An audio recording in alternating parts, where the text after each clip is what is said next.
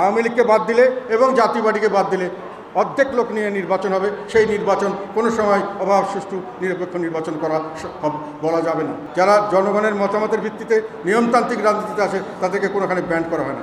তাদেরকে যদি নির্বাচনে অংশগ্রহণ করতে না দেওয়া হয়, যেটা আমি একটু বললাম, তাহলে 50 ভাগ লোককে বাদ দিয়ে হাসিনা সরকার, ফেসিবাদ যাকে বলছেন, সে যে কাজ করছে এখন সেই কাজই হবে।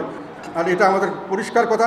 প্রতিটি রাজনৈতিক দল, যেগুলো বৈধ রাজনৈতিক দল, তাদেরকে সঠিকভাবে নির্বাচন করার সুযোগ দিতে হবে। আর উত্তরপাড়া এ পর্যন্ত এখানে রাজনীতিতে কোনো রকম অংশগ্রহণ করেছে এটা আমাদের জানা নেই।